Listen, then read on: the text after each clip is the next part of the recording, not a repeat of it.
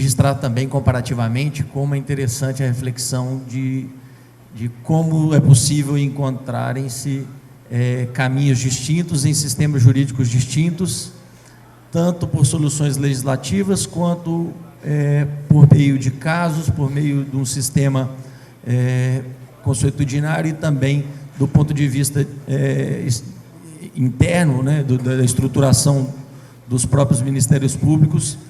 E, obviamente, se sistemas jurídicos com realidades distintas, enfrentando problemas próprios de realidades socioculturais distintas, conseguem, por vias distintas, encontrar essas soluções, certamente temos condições também de nos basearmos nesses exemplos para, reflexiva e criticamente, encontrarmos também nossas soluções, e exatamente para fazer uma apresentação e uma análise da sistemática de negociação criminal no panorama do processo penal brasileiro, eu passo, sem maiores delongas, a palavra ao doutor Vladimir Aras. Muito obrigado, doutora Amy, doutora Alessandra. Muito obrigado, Rodrigo. Eu gostaria de agradecer ao convite que me foi feito pelo Ministério Público de Pernambuco para estar aqui, ao Procurador-Geral Francisco Disseu Barros, agradecer também ao Fabiano, aos diretores aqui da instituição, todas as autoridades presentes, colegas, queridos colegas Mazuco, Jaceguara, outras autoridades aqui presentes, cumprimentar também os debatedores, a Alessandra pela exposição sobre a experiência italiana e também a Amy pela experiência americana. Sem dúvida, duas exposições bastante interessantes que nos fazem refletir sobre quanto tempo tem que andar. Eu vou pedir licença ao presidente para ficar de pé, pedir licença também para ficar um pouco de pé e, se puder, contar com ali. Muito obrigado. Ok. Vou tentar ficar por aqui para falar um pouco mais de perto com vocês sobre essa nossa temática, e eu gostaria de começar contando a história a partir do que elas expuseram durante essas horas em que estamos aqui. Não sei se todos notaram, e creio que sim, que todos notaram, que a experiência italiana, por exemplo, a experiência em que nós tivemos a percepção aqui, e pelo que se vê dos livros que contam essa trajetória, uma experiência de aproveitamento de uma ferramenta que foi sendo construída aos poucos, né? Nos Estados Unidos, a experiência prática, mais a experiência prática devido à tradição de common law, e na Itália mais uma construção legislativa com a evolução muito semelhante, acho que é melhor ficar ali, uma evolução muito semelhante ao que nós estamos vendo no Brasil nos últimos anos.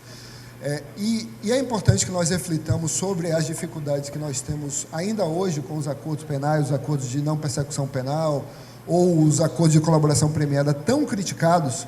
Enquanto a Alessandra falava, eu me lembrava de algumas frases que nós costumamos ouvir de advogados brasileiros contra o Instituto da Colaboração Premiada, contra o Instituto do Colaborador de Justiça. Um preconceito muito grande quanto à introdução desse modelo no Brasil. E é importante que estejamos aqui ouvindo essas experiências internacionais para que nós percebamos que nós não estamos errados.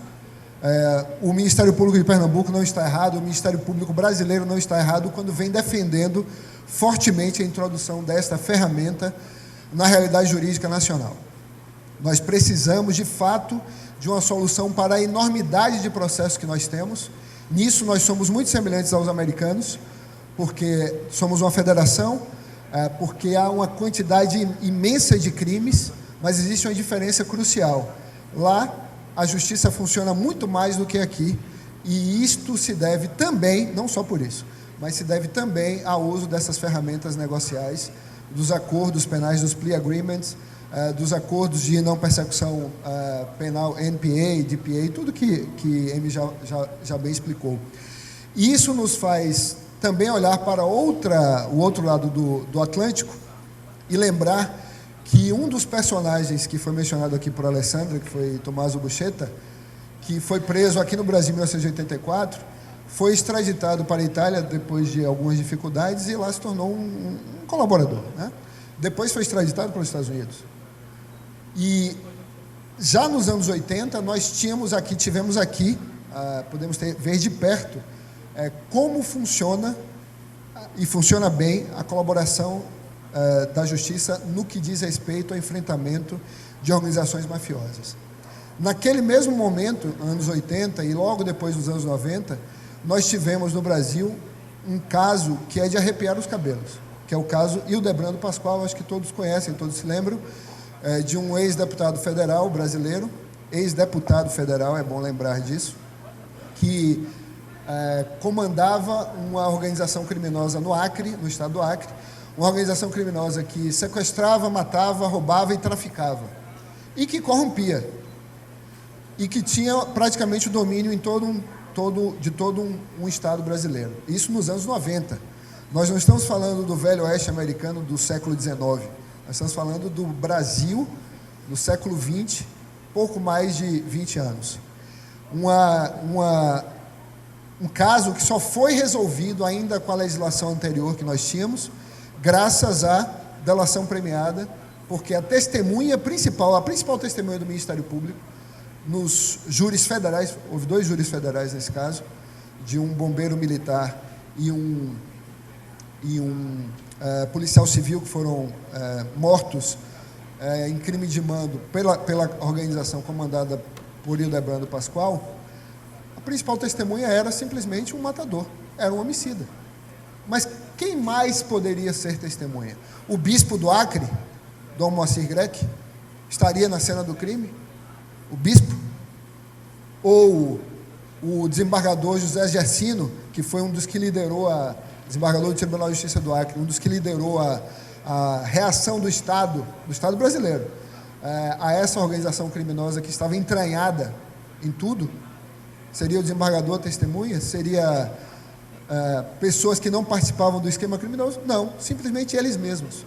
Por isso que tanto na experiência americana quanto na experiência italiana, na qual nós nos inspiramos para a adoção dessas ferramentas negociais, com grande êxito já a partir dos anos 90, mas com melhor instrumental e com melhor capacidade já em 2013, é que é essencial que nós as tenhamos para enfrentar organizações criminosas ou associações de tipo mafioso. Então, para começar, de fato, o que eu queria dizer para vocês, lembro que nosso querido Procurador-Geral falou aí que nós devemos quebrar paradigmas. Vejam o que é que essa manchete nos traz. Os robôs, máquinas, computadores, softwares com algoritmos avançados, participando de mediações, negociações, né? A substituição dos negociadores, mal começamos a negociar, e em outros países já se pensa em substituir os negociadores, os mediadores, por máquinas. Está aqui a matéria original do Financial Times, sobre a possibilidade que essas máquinas façam essas negociações ou essas mediações melhores do que nós, bacharéis em direito. Porque cuidado com a palavra lawyers aí, não é só advogado, aí pode ser todo mundo, né? Mas muito bem, enquanto ainda discutimos várias dos problemas dos acordos em geral, e ainda nos habituamos a usar essas ferramentas, e usá-las bem significa, por exemplo, construir uma cultura interna, como vem sendo feito aqui em Pernambuco. Para isto, construir a cultura interna é extremamente importante. Não é só ter as leis, ter boas leis é muito bom, mas as leis apenas não bastam. Nós precisamos ter uma cultura interna, e nós precisamos ter também arquitetura. As salas de negociação, porque as salas nas quais nós vamos ajustar as penas, nos casos de acordo de não persecução penal, ou toda a problemática da colaboração criminal, como obtenção de prova, salvamento da vítima, se for o caso de sequestro, por exemplo, recuperação de ativos, nos casos de colarinho branco, tudo isso dependerá de um ambiente negocial, uma arquitetura negocial também adequada, né? Embora nós já estejamos aí com 30 anos de percurso dessa história, porque começa em 88, quando modestamente, muito modestamente, o Constituinte em 88, ali, talvez inspirado nas primeiras experiências italianas, ou no que vinha acontecendo na América Latina com a introdução do modelo acusatório, e concomitantemente com a implantação das saídas alternativas ao processo penal tradicional, aquele processo penal tradicional que Dirceu também mostrou na tela, o processo do conflito. Esse processo do conflito vai sendo substituído aos poucos e, modestamente, o legislador, em 95, cumpriu o mandado constitucional e introduziu ali para os crimes leves a transação penal e a suspensão condicional do processo, que são, do ponto de vista da justiça negocial, quase nada. Do ponto de vista da justiça negocial, como ela deveria ser, são quase nada. E vejam quantos detalhes a experiência americana nos apresenta, quantas particularidades, quantas especificações do papel do Ministério Público, do procurador, do promotor, do papel da defesa e das obrigações do acusado. Quantos são os detalhes que sequer ainda são discutidos pela nossa doutrina e muito menos pela jurisprudência. Então, é uma história de 30 anos, mas uma história somos quase uma criança nesse cenário, e o nosso melhor momento foi em 2013 e depois com a aplicação dos institutos na experiência mais exitosa até agora de luta contra a corrupção que nós temos, que é, apesar dos percalços, né? Ninguém é infalível, apesar dos percalços, a Lava Jato. E é mesmo, não tenho receio de dizer, não só pelos números de condenações, pelos números de recuperação de ativos, mas também pela expansão objetiva e subjetiva do caso para outras jurisdições. E isso nós podemos ver não só em países sul-americanos, mas em países centro-americanos, países caribenhos e na África. Isso se deve, sobretudo, a quê? A um acordo de colaboração premiada, na verdade, um conjunto de acordos de colaboração premiada, que foi feito em 2016, e um grande acordo, que para nós é um acordo de leniência, mas para os americanos é um plea agreement, desses que foi explicado por Amy, assinado com outro escritório, não o escritório em que ela trabalhou, mas com o escritório do Brooklyn, outra região de Nova York. Um acordo de penal feito nos Estados Unidos entre as duas companhias brasileiras, construtoras, uma construtora, a outra não, e com o Ministério Público brasileiro aqui e com o Ministério Público suíço lá em Berna. Esse conjunto de acordos em 2016 produziu um sismo na nossa região e também na África, levando à expansão do caso Lava Jato para tantos outros países onde este esquema de corrupção foi implantado. O que é que permitiu, por exemplo, que no Peru, nosso país vizinho, houvesse 4 ex-presidentes, ou acusados, ou já com provas bastante robustas de envolvimento em corrupção. 4 últimos ex-presidentes peruanos, inclusive alvo de um julgamento político, um impeachment, há pouco tempo. Então, isso nos faz perceber a dimensão que podem ter os acordos penais nas suas várias apresentações.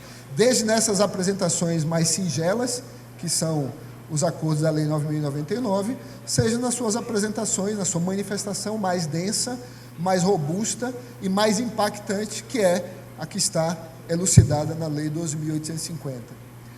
Primeira questão a pensar aqui, algumas questões que eu me proponho a falar nesses minutos que me tocam, questão da tradução jurídica. É preciso ter cuidado com, não a tradução que os nossos tradutores estão fazendo tão bem ali, nós precisamos cuidar da tradução dos institutos jurídicos.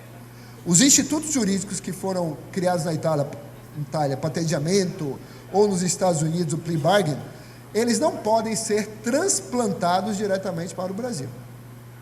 Eles devem ser adaptados à nossa realidade, amoldados à nossa realidade. E não venham dizer, alguém pode pensar isso, já ouvi ministros supremos dizerem algo assim, que nós não podemos trazer esses institutos estrangeiros, porque, não, isso é direito americano, não, isso é coisa dos italianos, porque nós precisamos ter os nossos próprios institutos. Muito bem, eu perguntaria aqui à audiência, essa seleta audiência. Me digam um instituto, perguntar ao professor geral da nação ali que acabou de chegar, né? Um instituto jurídico exclusivamente brasileiro.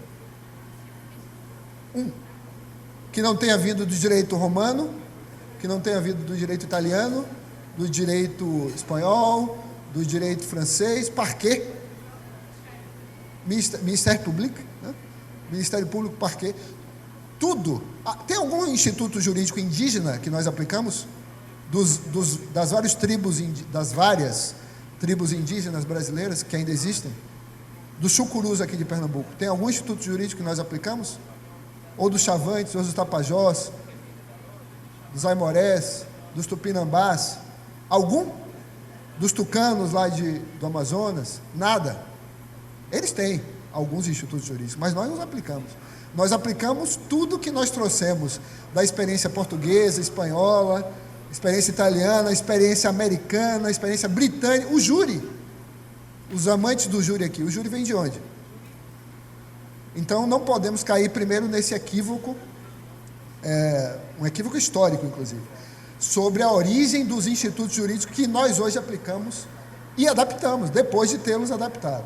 Então nós não podemos ter preconceito, eu disse isso, preconceito contra plea bargain ou acordos penais, porque nós nunca os tivemos ou só os temos de agora. Porque os americanos os aplicam, mas os canadenses também aplicam, os nigerianos, os britânicos, os italianos, os georgianos, os russos. Há uma expansão grande, eu vou tentar mostrar isso aqui. E por isso é necessário modular as críticas, porque, vejam, há alguns problemas na adoção desses acordos. Alguns problemas, nem tudo são flores. Não estamos aqui para adorar a pílula, dizer que tudo é uma maravilha, porque todo instituto jurídico são institutos humanos e tudo que tem gente envolvida tem problemas. Então, onde houver pessoas, haverá problemas. Nós sabemos que na experiência dos outros países, há casos em que colegas nossos não revelam tudo o que sabem para o acusado, suprimem provas, descumprem essas regras éticas da Ordem dos Advogados Americanos. E isso gera condenações de pessoas inocentes. É um cuidado que nós devemos ter. Então, há algo que precisa ser modulado na perspectiva também das críticas, porque há uma diferença substancial entre os sistemas. No modelo norte-americano, tudo é júri. Se não vai a júri, é acordo. Não vai a júri porque teve um acordo. Para nós, só tem júri em situações muito específicas, crimes dolosos contra a vida. Sistema de defesa pública, de defensoria pública. O nosso é um sistema de defensoria pública melhor do que o de muitos países. Ainda não é o suficiente, deverá ser um dia, mas comparativamente ao que nós vemos em outros países, é muito melhor, acreditem. Há países mais ricos que o Brasil que não têm um sistema de defensoria pública semelhante ao nosso. E isso é significativo também para isso que discutimos, porque estaremos negociando a liberdade de alguém com advogados, às vezes, mal preparados. E por quê? Porque estão ali como dativos. E os defensores públicos estão cada vez melhores, e é preciso que nós fortaleçamos também a defensoria pública na atuação penal. Então, nós temos dois tipos de acordos que interessam a esse ambiente: os acordos com as pessoas físicas e os acordos com as pessoas jurídicas. Os acordos penais podem ser feitos com pessoas jurídicas em matéria ambiental. Tá? Nós temos responsabilidade penal ambiental para nós, mas fora do Brasil os acordos penais podem ser feitos com pessoas jurídicas. Esse mesmo a que eu me referi há pouco tempo, o acordo da Odebrecht, é um acordo penal nos Estados Unidos e é um acordo não penal no Brasil.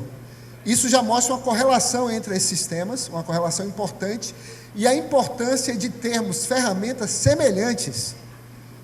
Não precisamos ter ferramentas iguais. Não precisamos copiar o modelo italiano, ou copiar o modelo americano, ou copiar o modelo francês, mas nós precisamos ter mecanismos semelhantes para que o diálogo internacional, cada vez mais fluido, cada vez mais importante para lutar contra o crime organizado transnacional, aconteça. Vários mafiosos italianos estão aqui no Brasil, já estiveram e foram presos, e têm sido presos, e continuarão a ser presos, inclusive nessa cidade. nessa cidade. Isso significa que nós precisamos dialogar juridicamente com a Itália. Como faremos esse diálogo jurídico se as ferramentas não forem semelhantes? No nosso campo, nós temos uma classificação aqui que me parece útil para nós: acordos penais sem confissão, acordos penais com confissão, que é o projeto de lei 882, não é isso, doutor Disseu? 882/2019, que nessa parte, infelizmente, parece que foi derrubado, mas eu confio que o Congresso vai, no final das contas, perceber a importância da ferramenta para revolucionar, é uma palavra que tem sido dita nesse campo, revolucionar a justiça criminal brasileira, que está atolada de processos e cuja solução depende não só disso, mas também disso. Essa é uma das formas de resolver grande parte dos problemas que nós temos hoje nesse campo. E aí os acordos penais de confissão para fixação da pena, que era o que consta do projeto de lei de iniciativa do ministro Sérgio Moro, e os acordos penais de não colaboração, de colaboração. E ainda os acordos de não persecução penal, que entram aqui também, né? Os acordos penais de colaboração, que são os de colaboração premiada, eles podem gerar reações como essas aqui que eu vou pedir licença para ler. Certa feita, um famoso jurista brasileiro, vou pedir licença só para não dizer o nome, mas está no Globo do dia 1º de novembro de 2015. O acusado não pode abrir mão do seu direito de mentir.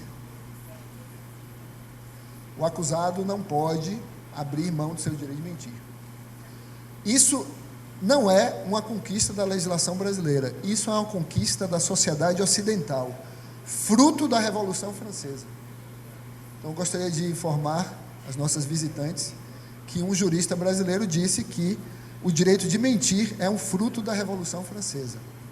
Além daquelas palavras liberté, égalité, fraternité, deve ter o direito de mentir também incluído aí. Não sei de onde é que ele tirou isso. Tem mais coisa aqui. Outro jurista, um jurista latino-americano, perguntaram a ele sobre o que ele achava de colaboração premiada. Ele disse: a figura do arrependido, como é chamado na Argentina, arrepentido, como pentito, não é só um arrependido, é um criminoso relevante, porque quem faz a delação está no núcleo do esquema criminoso, não é um marginal que assinou alguma coisa ou que levou uma malinha, é também um psicopata, porque não respeita sequer as regras da ética mafiosa para negociar sua impunidade em troca de informações que não são confiáveis. Esse eu vou dizer o nome, perdão da licença, foi no dia 1º de novembro de 2015, foi o professor Raul Zaffaroni, Eugênio Raul Zaffaroni.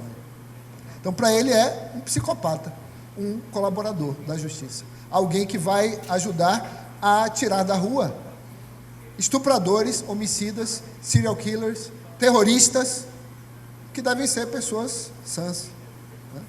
Que vão ficar tranquilas se a justiça criminal não funcionar.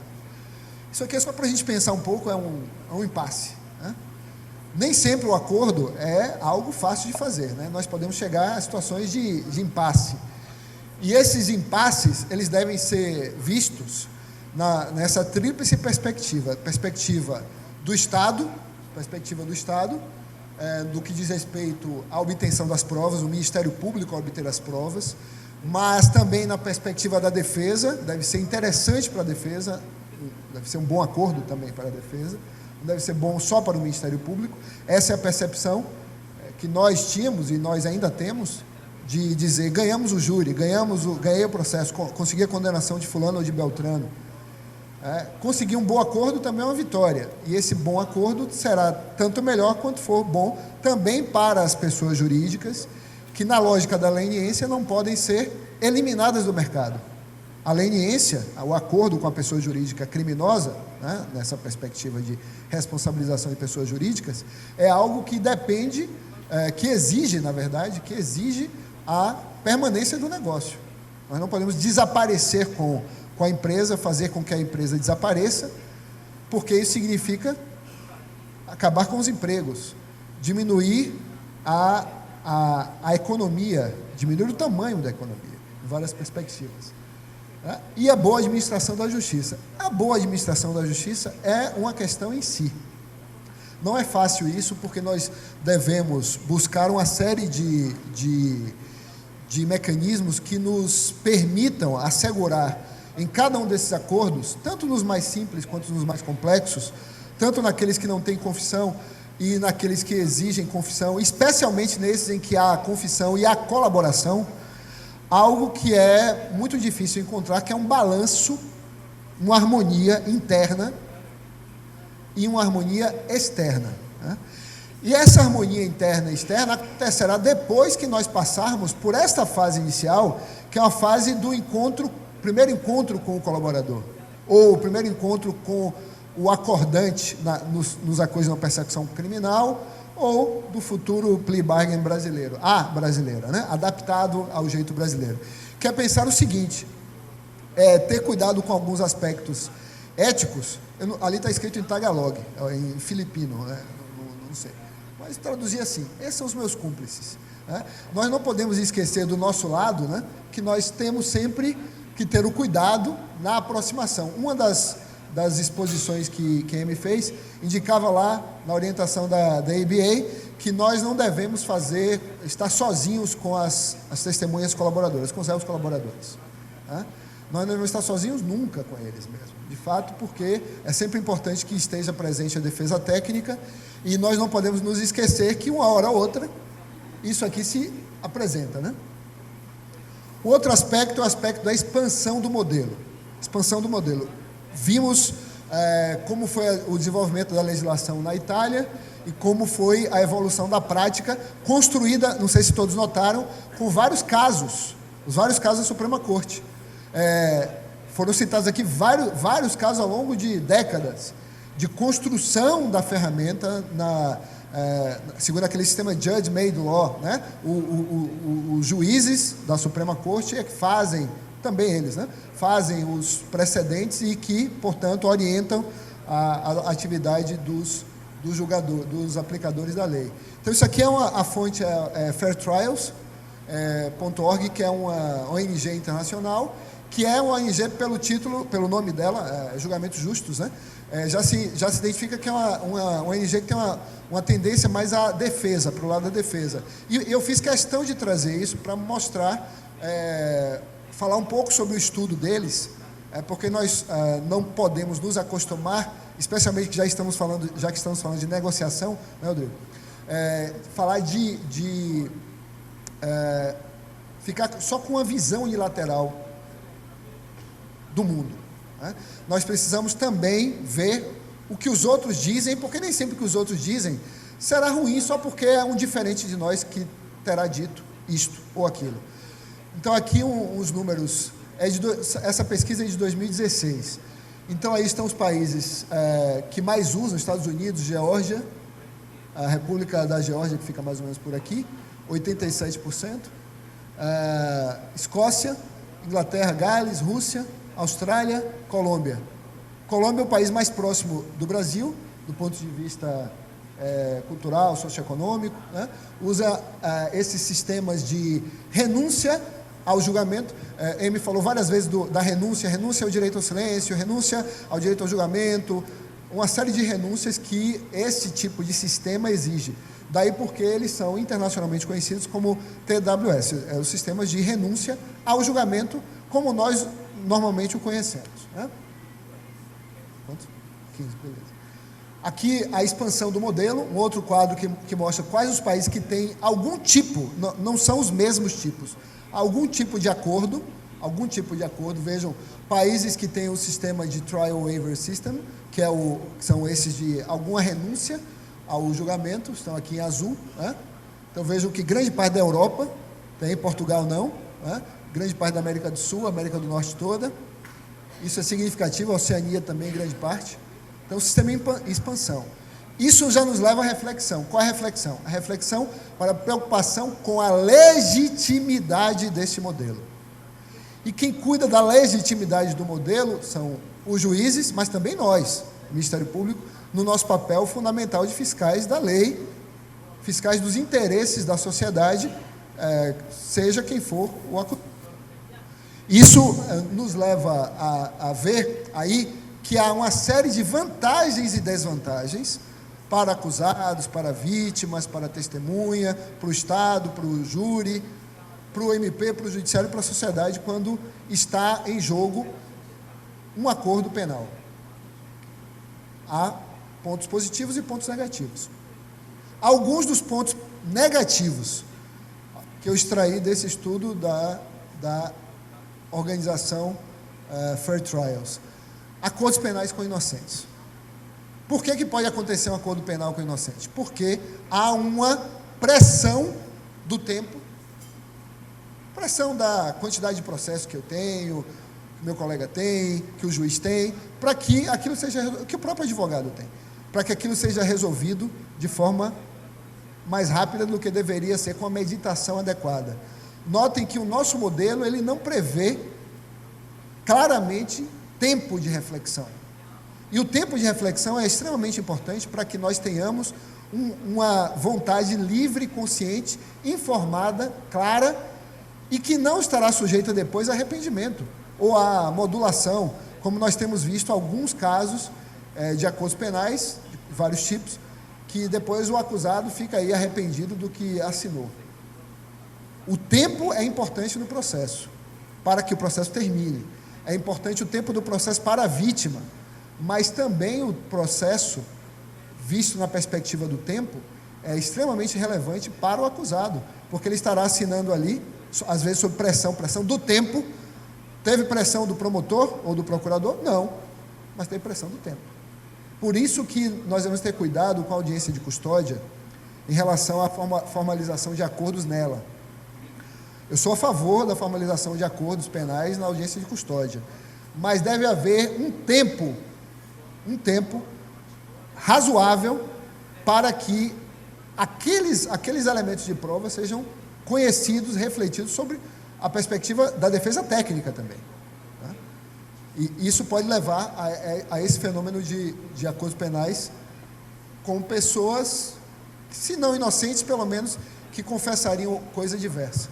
Supercriminalização pode acontecer. A questão da disparidade de armas em relação aos instrumentos que nós temos, especialmente no Brasil, talvez em outros países isso não seja tão relevante, ainda não temos a chamada investigação defensiva. Problema de falta de transparência na negociação, porque a nossa negociação não é in writing. A negociação não é feita gravada, não fica nenhum registro. E isso pode impactar do ponto de vista disciplinar, pode impactar do ponto de vista do exercício da defesa. Há situações que podem ser complexas, complicadas nesse âmbito. Então, nós precisamos ter uma regra mais adequada de documentação do processo negocial. O processo negocial ele não pode ficar apenas no campo das falas, das palavras que o vento leva. As provas falhas que podem ser admitidas, o que significa isso?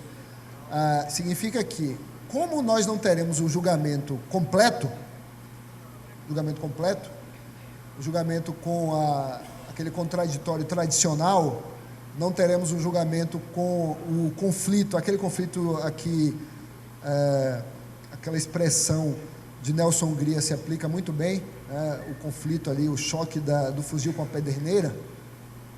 Vai surgir aquele lampejo, aquela faísca, e da faísca vem a luz. Nós não temos esta etapa nos acordos. Isso torna o quê? A responsabilidade do Ministério Público ainda maior, porque somos nós que praticamente determinaremos o resultado, o destino daquele indivíduo, especialmente se o advogado não for bom. Especialmente se o advogado não for bom. Se o juiz não se envolver também no controle efetivo da persecução. Vou pular. Outras questões que resultam disso, dessas preocupações. É preciso que nós tenhamos regras claras de acesso dos advogados e defensores ao conjunto probatório que vai formar os acordos. Os projetos que estão no Congresso não são bons, não prevêem nada disso, nada dessas minúcias, desses detalhes que foram construídos ao longo de décadas na experiência americana e que já foram testadas na prática legislativa, na prática forense italiana e de outros países. E que já foram testadas também na Corte Europeia de Direitos Humanos. Um caso famoso de 2014, que é o nome impronunciável, Natvilishvili, esse é o nome do réu e requerente, contra a República da Geórgia, que é um daqueles países que tem mais uso de colaboração premiada e acordos penais no continente europeu. Então, é um caso julgado pela Corte Europeia de Direitos Humanos em 2014, caso Natvilishvili. Depois se vocês quiserem escrito, porque é impossível ditar as letrinhas. Nesse caso, ficou determinado como teste europeu, dos sistemas europeus, um conjunto mínimo de garantias. E esse conjunto mínimo de garantias exige, por exemplo, que haja um controle efetivo da proposta pelo juiz, o acesso à defesa, à documentação integral, foi algo que também foi dito aqui mais cedo, é um papel do Ministério Público, e não é novidade, não é só no direito americano, existe uma regra, as regras de Havana, de 1990, que todos conhecem, são as nossas regras, né? Tem as regras de Bangkok, as regras de Mandela, as regras disso, daquilo, nós temos as nossas regras, que são as regras de Havana, 1990, as regras do Ministério Público, aprovadas no Congresso Criminal das Nações Unidas, daquele ano, na capital cubana. Neste documento está lá a obrigação do Ministério Público de também trazer informações cabais, completas, não só as informações que interessam à tese acusatória. Bom, está aí o que deve ter, do ponto de vista da legitimidade, já que não haverá um controle recursal pleno, algum controle judicial, mas o controle recursal não haverá, então nós precisamos ter maior responsabilidade e verificar também o juiz, aquele papel, de checar se esse tripé está presente, a fim de que os acordos penais tenham a sua sustentação. Outra questão importante é que me faz ter inveja, não só dos Sentencing Guidelines dos Estados Unidos, mas também das guidelines, das diretrizes de dosimetria inglesas, é a falta de qualquer regra para a individualização da pena no nosso sistema. Nós continuamos repetindo aquelas fórmulas que estão, e usando porque são obrigatórias, que estão no Código Penal, na parte geral, em 1984. Mas elas não funcionam mais. Elas não funcionam mais. Nós precisamos de algo mais detalhado, mais preciso, mais minucioso, porque é extremamente relevante que nós tenhamos regras dosimétricas mais precisas. Só vou dizer o que um juiz inglês me disse há alguns anos, 2, 3 anos atrás. Ele disse, depois que está condenado, depois que o réu está condenado, eu não tenho dificuldade nenhuma, porque é só mandar preencher uns quadrinhos ali no computador e a pena já sai praticamente automaticamente. Isso significa o quê? Significa que a etapa recursal do ataque dosimétrico será quase zero. Não haverá recurso, porque é matemática. Está presente a premissa, sobe tanto. Está presente a outra premissa, desce tanto. No final é matemática. E o nosso modelo, como vocês sabem, pelas controvérsias e subjetivismo dos requisitos do 59 e do 68, não nos deixam... nos deixam muitas dúvidas, e isso se repete na colaboração premiada, nos acordos penais, da importância do que Mazocco está fazendo lá no Espírito Santo, de trazer alguma objetividade a isto, exatamente como ele tem feito, porque se nós não tivermos isso em conta, nós não poderemos nem atender a essa regra, uma regra comum de colaboração, quanto antes melhor. Quanto antes, melhor. Se demorar muito, reduz menos a pena. Se for quanto antes, melhor. Observando que o tempo tem 2 vetores, um vetor contra o acusado e um vetor a favor do acusado. Né? 5 minutos, obrigado. Bom, outra questão é a questão da justiça para dentro do processo, mas não só daquela ação penal, daquele número, mas daquele contexto, daquele complexo, ou de outros casos semelhantes àquele, e da justiça para fora. Nós precisamos comunicar bem isso, Primeiro nós precisamos, para o lado de cá, fazer bem a negociação e a dosimetria e individualização, de modo a que um réu não se sinta injustiçado porque na promotoria vizinha ou na procuradoria próxima, alguém que cometeu a mesma infração recebeu uma resposta penal diferente da dele. Então, isso para dentro do processo, processos iguais. E para fora do processo é o que nós comunicamos para a sociedade. Como é que explicamos à sociedade que um estuprador, um predador sexual, um abusador de crianças, foi liberado por um acordo penal e continuou cometendo crimes sexuais contra crianças? Como é que explicaríamos isso à sociedade? Porque o acordo primeiro foi muito baixo, a pena foi baixa, ele não teve que cumprir obrigações legais que deveria ter cumprido Então, nós estamos num cenário muito complicado do acordo plea bargain, do acordo penal em sentido estrito. Ou homicidas que fazem colaboração premiada. Então, a sociedade deve se sentir satisfeita com aquela solução que foi dada ao caso. Outra questão transversal, questão importante que está no livro do palestrante da manhã, René. É importante que nós percebamos essa transversalidade entre os acordos penais, os acordos administrativos e os acordos cíveis na nossa realidade. E também, até porque é muito difícil hoje fazer essa correlação, porque não existe uma mesa única. A lei brasileira não prevê uma mesa única. Deveria haver uma mesa única para que os órgãos estaduais e federais correspondentes pudessem negociar as leniências, os acordos administrativos e acordos penais de um modo adequado. Participação da vítima. A vítima participa ou não? Na nossa prática, eu acho que nós deveríamos convocar a vítima desde o início, sempre que ela exista, chamar a vítima para participar, porque isso facilitará a comunicação do ato, externamente, da justiça para fora, e também nos ajudará em quê? Nos ajudará em atender a um dos pressupostos desses acordos todos, que é reparação, a reparação do dano. Outro aspecto que falha na nossa legislação é o aspecto do cálculo. Como calcular o que é devido? Como calcular isso? Quanto a empresa deve, quanto a pessoa física deve, quanto é de fato devido, quais são as fórmulas matemáticas que podem ser adotadas para isso, porque existem fórmulas matemáticas para isso.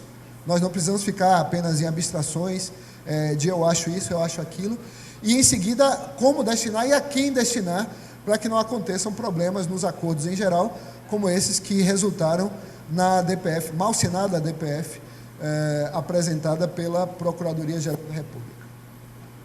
Obrigado. Questão da cooperação internacional. Eu disse algo sobre isso antes, quando falei da necessidade de podermos dialogar com os outros países. Olhando aqui, nós precisamos pensar na capacidade de expansão desses modelos com respeito a essas garantias, como vimos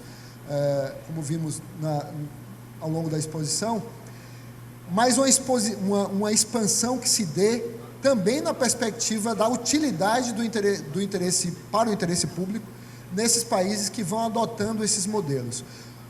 O que eu quero dizer é o seguinte: em casos importantes como o caso Lava Jato, por exemplo, a falta de previsão legislativa de acordo de colaboração premiada em outros países impediu que o Estado brasileiro transferisse a prova a esses países. Aconteceu isso concretamente com a Argentina, aconteceu com outros países também.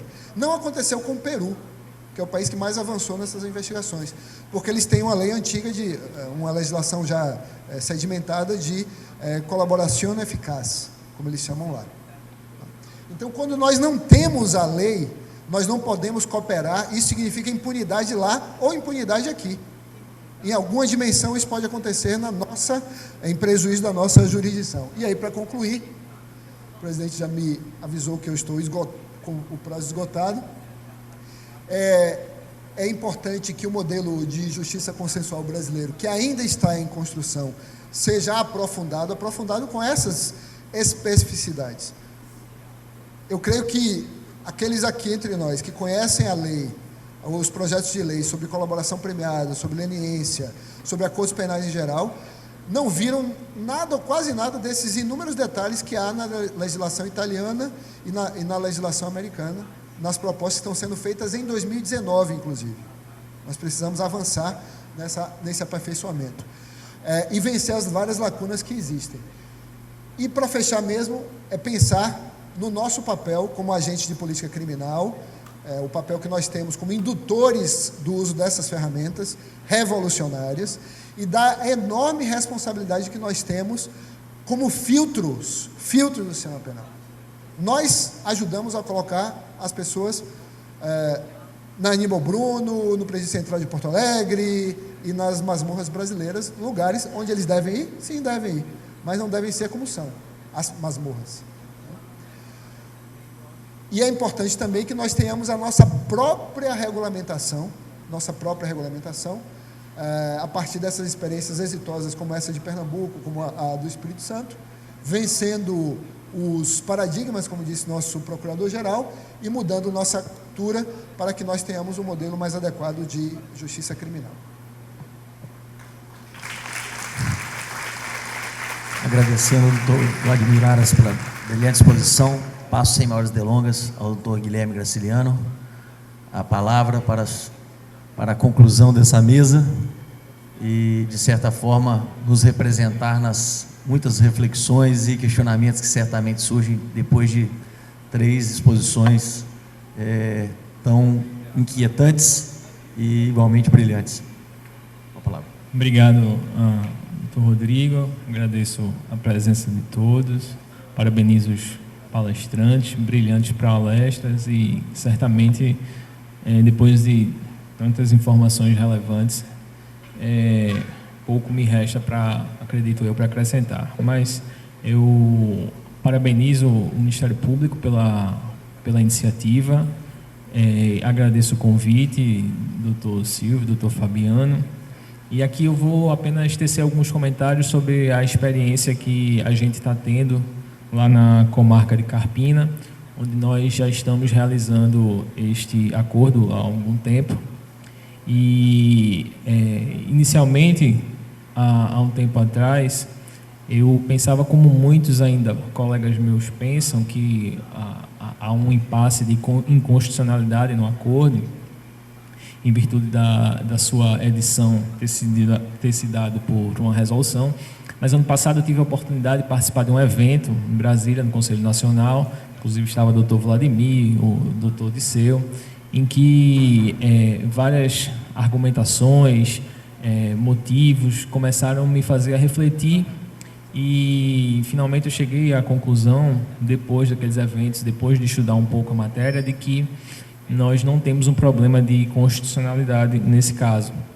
Então, a partir do momento que eu tive a oportunidade, passei a aplicar na prática os acordos de não persecução penal, embora eu respeite totalmente os colegas que ainda têm esse entendimento sobre a inconstitucionalidade, até mesmo porque um dia eu já estive nessa posição, mas eu acho que nós conseguimos mostrar os estudos, as palestras, esses debates. É por isso que um evento desse tamanho tem uma importância tão grande para essa discussão. Tomara que eventos como esse se repitam e a gente consiga refletir e aprender, inclusive com as falhas que surgem desse próprio sistema. Lá em Carpina nós estamos fazendo um acordo já há alguns meses e nós tivemos êxito em todos os casos que propusemos acordos. Então, podemos dizer sim que temos 100% de aproveitamento e por uma razão muito simples, porque a maioria das pessoas que cometem esses delitos não querem ser processados, eles têm bons antecedentes, que são os próprios requisitos que estão lá na resolução. E fazendo cerca de 4 a 5 acordos por semana, nós começamos a perceber as dificuldades reais e práticas de quem está lá na ponta fazendo os acordos.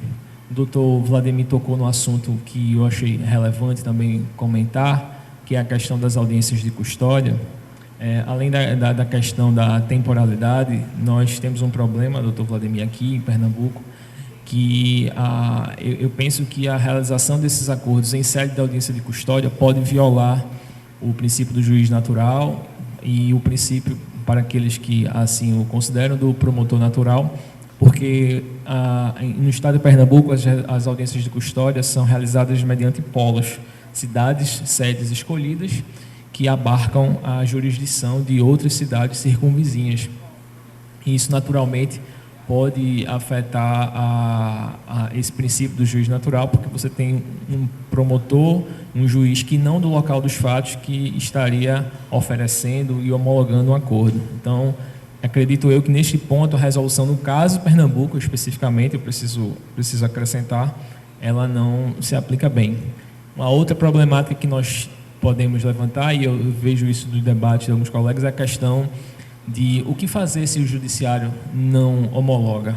Essa é uma temeridade. É evidentemente que antes de você dar continuidade, dar o início aos acordos, você pode ter, e evidentemente eu tinha, mas depois que o primeiro acordo foi homologado, percebi que o juiz da comarca tinha uma receptividade para esta questão, e ele homologa tranquilamente. Inclusive, quando ele soube que havia uma mal-assinada ação direta de inconstitucionalidade, ele disse: aí a gente tem razão para realmente fazer enquanto essa matéria não é decidida. Evidentemente que a segurança jurídica vai surgir de uma vez por todas quando o Supremo bater o martelo sobre a questão. Mas, enquanto isso, eu acho que a gente deve fazer, e lá na comarca o juiz aceitou, comprou a briga, e nós estamos fazendo.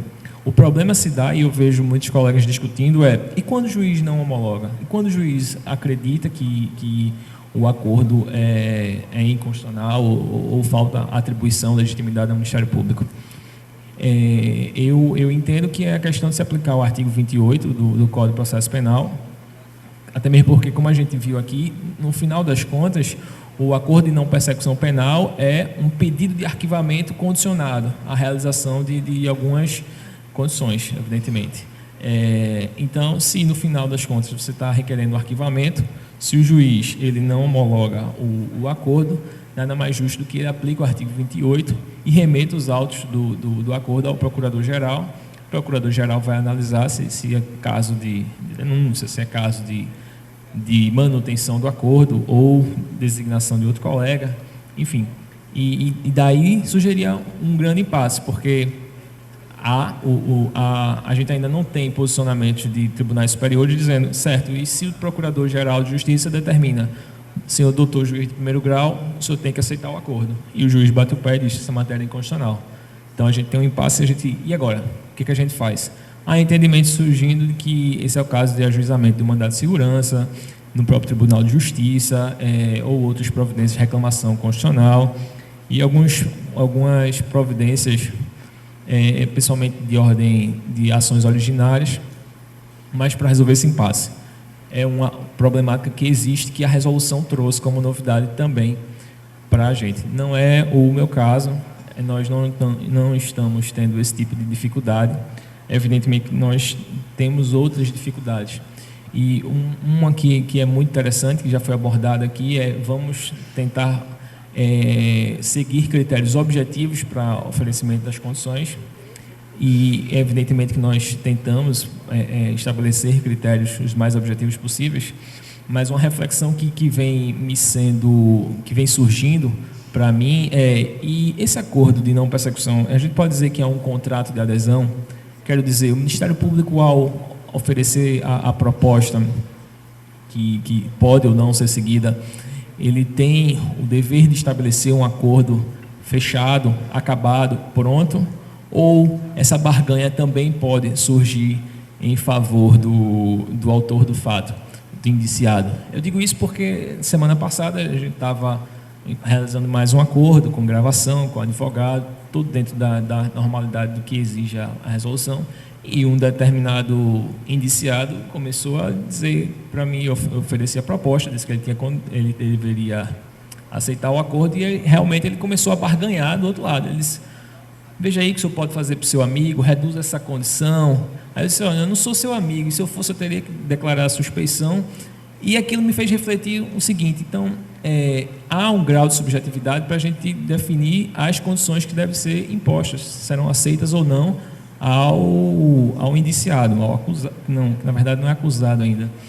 Mas esse grau de subjetividade, ele é muito tênue e ainda é um problema que nós devemos amadurecer. Um dos palestrantes aqui trouxe a experiência de definir critérios objetivos, eu achei muito interessante. Mas todos esses são novos desafios que vêm com uma nova realidade, que é que definitivamente é o acordo de não persecução. Essas questões práticas vão surgindo no nosso dia a dia. Uma outra questão que a gente pode pensar, e também surge nessa discussão sobre o arquivamento ou não, é se é possível haver o cumprimento das condições antes mesmo de haver a homologação pelo juiz.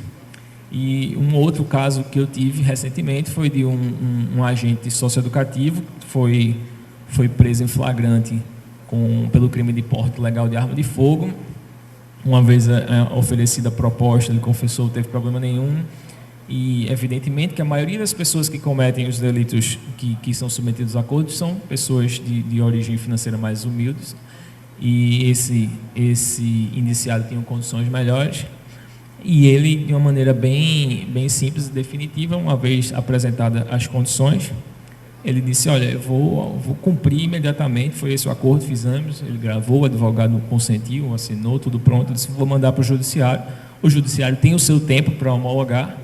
E ele prontamente disse: não se preocupe, doutor, independentemente do que o doutor juiz decidir sobre o acordo, estou aqui cumprindo. No outro dia ele cumpriu todas as condições que foram impostas e, resultado, a gente tinha uma situação inusitada de que o acordo já estava cumprido antes mesmo de o juiz homologar.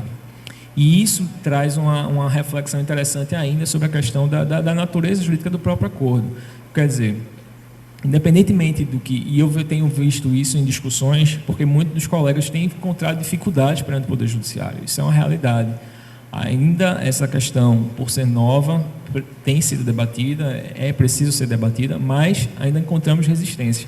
Então, muitos juízes de direito, enfim, e isso pode ser entendimento jurídico, a gente tem que respeitar, mas eles estão indeferindo, estão dizendo: olha, nem proponha porque eu não vou aceitar. E alguns colegas ainda assim propõem o acordo, e o cumprimento desse acordo fica condicionado a uma situação futura de: e se eu cumprir e o juiz não homologar? O que faz esse meu cumprimento, as condições que eu adotei, tudo que foi acordado? Então, essas dificuldades todas vêm surgindo, pelo menos lá para a gente, e eu venho sentindo. E esse tipo de debate é muito importante para que a gente possa trocar experiência, evidentemente, em países como a Itália, em países como os Estados Unidos, o próprio Brasil.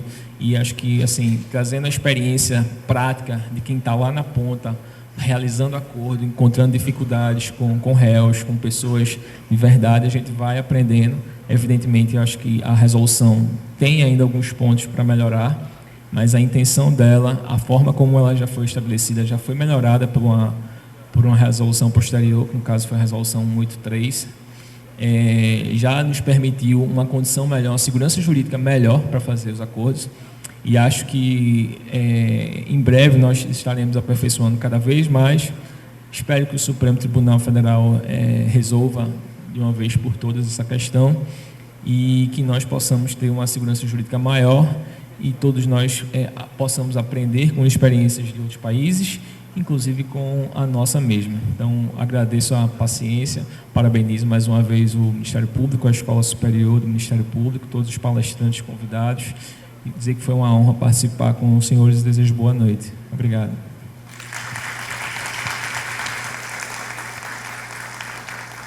Parabenizando mais uma vez a todos os expositores e agradecendo a paciência da plateia com esse presidente, agradecendo também os expositores que cumpriram todos o tempo que inicialmente estava programado e que nos permitiu chegar a bom termo em relação a esse painel. Eu o declaro encerrado e devolvo a palavra ao cerimonial. Muito obrigado. Muito obrigado a todos que participaram deste brilhante painel. Estamos encerrando assim a programação do segundo dia do primeiro Congresso Nacional de Direito Consensual no âmbito do Ministério Público. Agradecemos a participação de todos e de todas. Destacamos que os trabalhos do terceiro dia No caso, amanhã, se iniciam às 9 horas da manhã com o painel A Negociação Colaborativa e Seus Desafios. Boa noite.